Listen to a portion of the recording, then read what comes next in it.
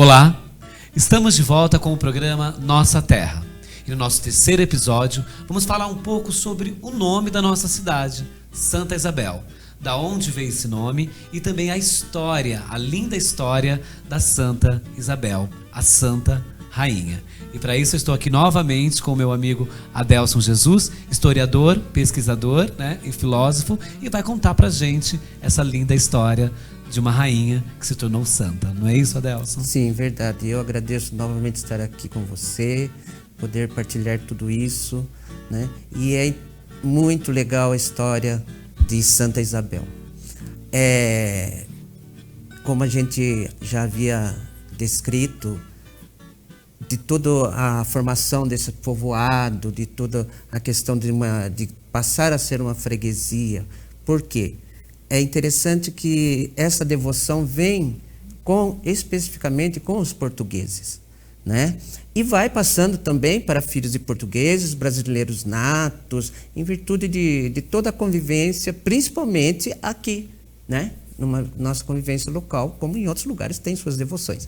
Mas é em virtude da própria devoção que os portugueses tinham por essa rainha, e tem até hoje, Então, a freguesia, já era tida como um lugar de estabilização, estável em todos os sentidos. Economicamente, como você havia dito, e etc. Só que daí as pessoas começam a se autodesignar no local.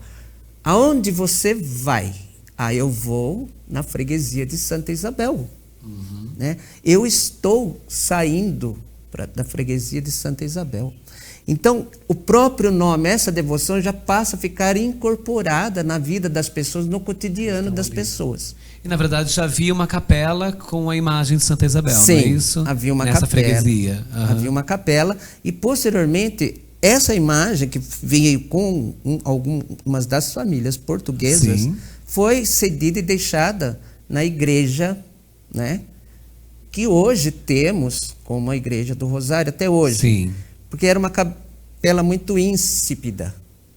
E o pessoal, na época, as pessoas, pela sua reverência e pela sua fé, e aquilo que a gente chama de cuidado religioso que as pessoas têm com o que acreditam, colocou a imagem na Igreja do Rosário. E essa capelinha, como também nós vimos nos outros programas, servia de marca de passagem. Marca de passagem. Então, nessa capelinha existia Santa Isabel. Isso. Então, ali onde está Santa Isabel, e nisso ficou esse nome, então. Isso. E qual é a história, então, exatamente da Santa Isabel? Então, antes de falar nisso, eu quero reiterar isso, porque o povo começa a se identificar com esse nome, com essa devoção, Então, isso que é interessante. Agora, falando propriamente de Santa Isabel, uma rainha, ela foi cedida em casamento muito jovem, como eram os trâmites de época, na Idade Média, a Dom Diniz, rei de Portugal.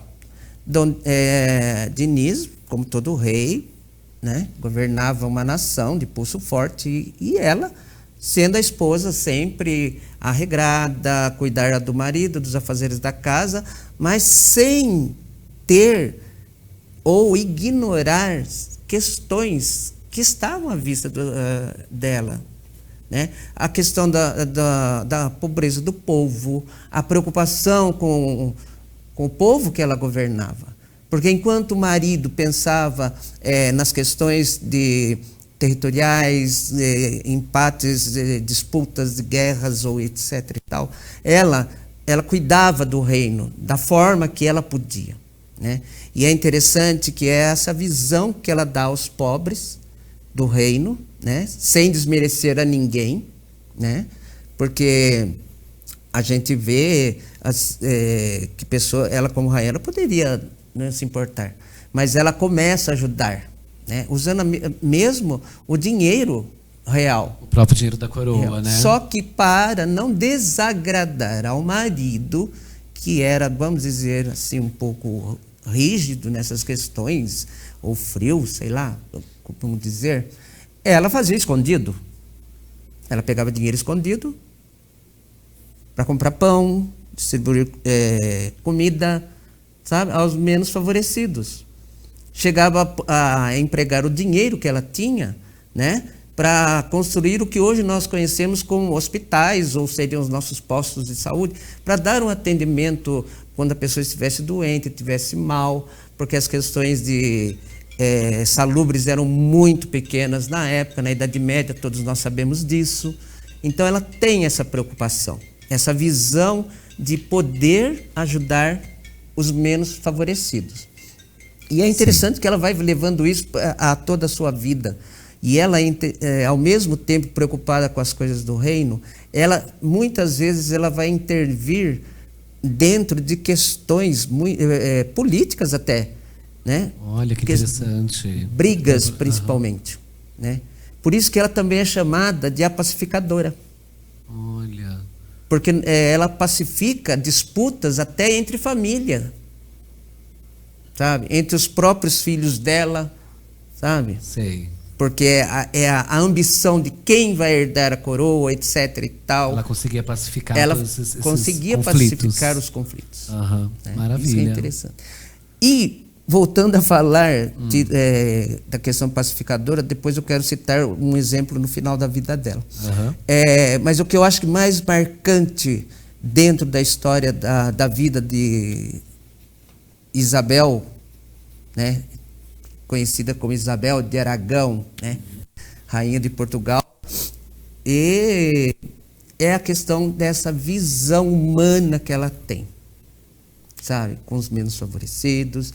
E é interessante que ela procura, não procurando desagradar o marido fazendo escondido, alguém, como sempre, vai lá e começa aquele murmúrio dizendo, olha, presta atenção, etc. E Dom Dinis começa a desconfiar das atitudes da mulher. Certo? Essa desconfiança vai gerar um fato assim que é inacreditável, né? Que a gente lendo, a gente fala, não tem como explicar.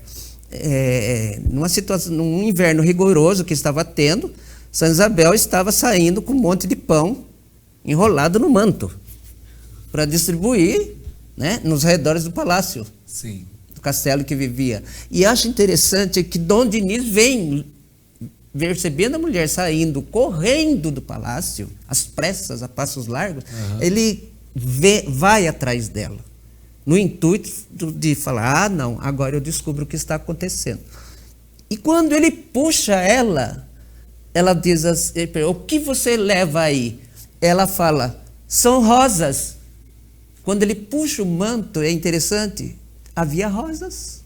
Olha, um milagre então. E rosas não florescem no inverno da Europa. Olha, maravilhoso. Viu? Muito bonito. Por isso a imagem dela sempre vem retratada com ela carregando rosas, né, junto do manto. É verdade. É incrível isso. E ela também era muito devota, né? A Deus. Sim, ela tinha devoção muito grande a Deus. Ela cumpria todo o que a igreja pedia sobre regras, vivência cristã. Ela tinha uma devoção muito grande por Nossa Senhora, porque a Virgem Maria. E tinha também a devoção aos santos da época dela, que era Santo Antônio, São Francisco de Assis. Que eram santos ligados a essa questão, né? Então, da pobreza e tudo. Então, ela teve essa vida fantástica. Depois, Dom Dinis, é interessante que por causa de guerras, Dom Dinis veio a falecer. Antes dela? Ele falece e aí começa o problema de disputas na família. Quem governa? Ela, estando viúva, o que ela faz? Um dos filhos dela assume a coroa, geralmente é o mais velho. O filho assumindo a coroa, ela pede para entrar para a Terceira Ordem de São Francisco. Olha. A Terceira Ordem de São Francisco era, digamos assim, uma sociedade de pessoas que não eram religiosas, mas que queriam seguir tudo aquilo que São Francisco havia pregado, né? Deixavam tudo e conviviam, como se fosse num convento que nós conhecemos assim. Era chamada Terceira Ordem de São Francisco, né? E é interessante que ela começa a sofrer por causa disso, vendo a disputa entre os filhos, aquele que governa e o outro que se sente menosprezado e acha que foi injusto. Achava que o reino deveria ser dividido, não é? E aí vai ter uma batalha, guerra sangrenta entre dois irmãos, né? Cada um levanta seu exército, contrata mercenários de época, etc. E quando eu falo batalha sangrenta, eram batalhas sangrentas, não é que a gente fala briguinha assim de tapa e... Sim, medieval, né? Discussãozinha ali num cantinho do coisa. Era batalhas de campo mesmo. Tanto é que Isabel, ela vai falecer jovem, ela não falece muito idosa, não. Mas ela vendo que tinha uma batalha super mais difícil, que um dos irmãos havia feito uma aliança, o outro não ia vencer. E ela não queria a morte do filho, de nenhum dos dois. O que ela faz? Ela sai de onde ela está, enfrentando um inverno rigoroso, tá? Para ir aonde ocorreria a batalha.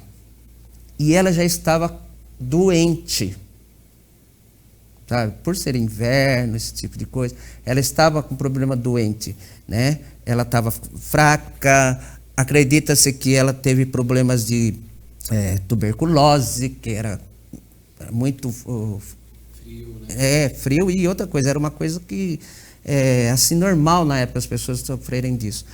E mesmo assim ela vai doente e ela consegue apaziguar, né? A briga entre os dois irmãos faz os dois se envergonharem da própria atitude. Eles se ajoelham diante dela e juram que não iriam se conflitar mais. A pacificadora, né? Por isso que era chamada a pacificadora. E até hoje, né, nas orações que se fazem a Santa Isabel, se pede a paz aos nossos lares, às nossas vidas, etc. e tal, né? Porque ela leva isso como cognome, né? A Santa Pacificadora e a Santa dos Pobres. Muito linda, é uma história de um milagre, né? Sim. E no retorno dessa viagem, infelizmente, ela vem a falecer. Olha. Sabe? De problemas respiratórios, etc. Ela vem a falecer. É interessante que ela foi sepultada em Coimbra, né? Até hoje está lá, os restos mortais dela em Coimbra, né? E é interessante que você entra no local onde ela está sepultada, o corpo dela está incorrupto. Olha, que interessante. Sabe? E você entra, você sente odor de rosas no salão.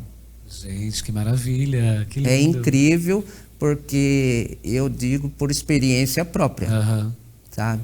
O odor de rosas você não sabe explicar. Olha, que maravilha.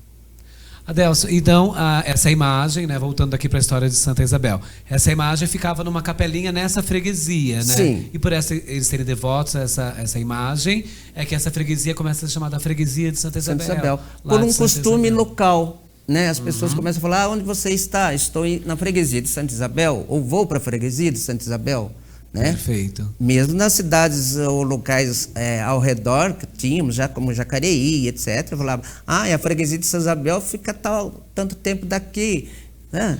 E essa igrejinha, como nós vimos também nos programas anteriores, ela serve de marco de passagem, sempre, né? Serviu. Sempre depois serviu. Que virou freguesia, já perdeu um tanto a importância de marco de passagem pelo aglomerado já de pessoas que já tinham aqui, como se fosse uma vila mesmo, já formada, estruturada, e daí passou a ter uma segunda importância essa questão de ser um marco de passagem, que servia antes quando praticamente não havia nada, era apenas um entreposto comercial. Sim, né? E é interessante que essa capela era onde hoje é a nossa Igreja do Rosário, sim, né, ali na praça. A princípio... A localização, né? A capela não. A capela, a primeira que colocaram a imagem, fica hoje onde é a matriz. Onde é mesmo a matriz, olha que legal. Só que pela dificuldade, por ser muito incipiente, muito, digamos assim, simplesinha, eles acharam melhor pôr na Igreja do Rosário. Isso é aquilo que eu citei, o cuidado religioso que as pessoas tinham com a fé. E é interessante que você tem uma coisa que fala aqui sobre a Santa Isabel da Hungria. Ah, é verdade, existe uma confusão. Houve até uma confusão. Até de trazerem a imagem de Santa Isabel da Hungria. Qual é essa diferença entre a Santa Isabel da Hungria e de Portugal? Então, é que elas eram era prima, sobrinha da outra. Santa Isabel de Portugal era sobrinha de Santa Isabel da Hungria. Né? Então, só que e também era rainha. Né? E elas tiveram umas vidas parecidas. Eu acho que daí a confusão na época. Porque ao mesmo tempo que os portugueses tinham a devoção por Santa Isabel de Portugal, já transitava a imagem de Santa Isabel da Hungria nas terras do Brasil, ou mesmo aqui na região toda, mas começou a haver essa confusão, quem é quem. E passaram a ver as duas imagens como sendo a mesma. E são diferentes. São diferentes. A iconografia delas. São. A Santa Isabel de Portugal, ela traz as rosas no seu apoio. Santa Isabel da Hungria, também por ser da terceira ordem de São Francisco, que entra depois como viúva, né? Ela traz do livro das regras de São Francisco, sabe? Sei. E o bastão de cajado. Ah, então são diferentes, mas são parecidas. Então, mas começaram a cultuar pensando que eram as mesmas. Mas foi assim um erro, digamos assim, de pessoas leigas, sabe? Mas que não deixava de atrapalhar ou mudar a fé que a pessoa tinha, né? Na devoção.